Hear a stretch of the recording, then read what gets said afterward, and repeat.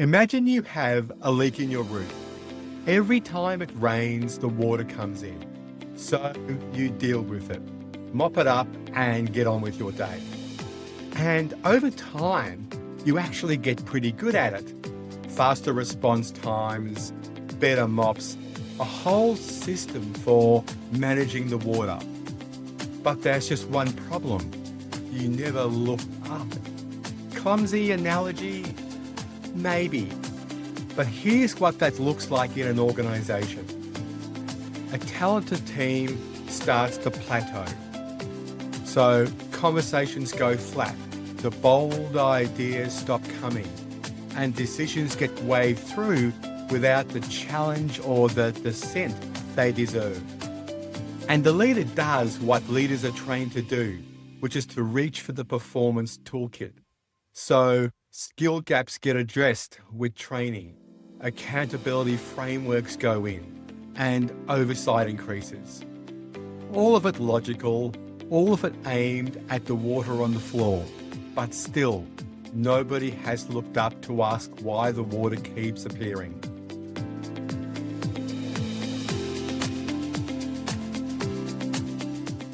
Here is the main point I want to make today.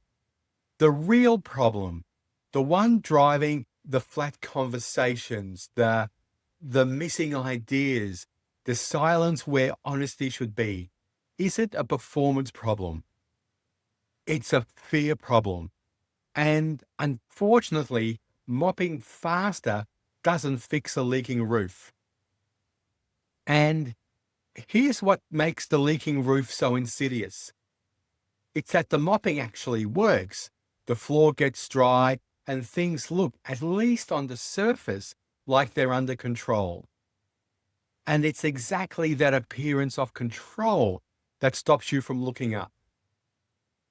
But every time the pressure builds, like a high-stakes decision, a rapid shift in conditions, or a tight must-win game, the water comes back in. So what does fear actually look like in a high-performing team? Almost nothing like the word suggests. It's rarely dramatic. It doesn't announce itself. It's subtle, it's sophisticated, and it's easy to mistake for something entirely different. There are many ways that fear shows up. Here are the three that I tend to come across most commonly. The first of these is habitual thinking. When the environment feels unsafe, people retreat to the familiar. This isn't laziness, it's self-protection. But defaulting to what's worked before is precisely how capable teams slowly become irrelevant. The second of these behaviors is siloing. When trust is fragile, people protect what they control. So information stays locked inside departments, collaboration becomes guarded, and concerns get raised in all the wrong rooms or not at all. The third of these behaviors is control seeking. When leaders feel anxious, they actually tighten, which usually means more sign-offs and more metrics. And every tightening sends the same message: mistakes aren't welcome here, which also means honesty isn't welcome here either. And so the team just keeps mopping. So what does it mean to finally look up? It means asking a different question, not where is the performance gap, but rather what is making it feel risky to be honest in this room right now. And it means reading the signals that have been there all along.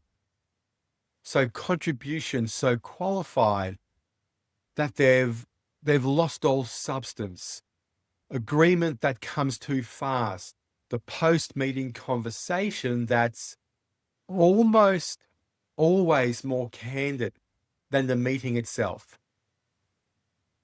Those aren't performance failures, they're signs of a leak. Fear loses most of its grip the moment it becomes speakable. So When a leader says something like, I notice we are being very careful here, what would we say if we were being fully honest? They change what's permissible in the room, not by eliminating fear, but by making it visible. Here are three very practical things leaders can do to address the fear and to patch that leaky roof. First, separate the pattern from the person. When the same silence, the same withheld ideas, the same territorial behavior keeps appearing, try to resist explaining it through individuals. If the pattern shows up across different people and contexts, it's not a people problem. It's a roof problem. Secondly, make the unspoken spoken.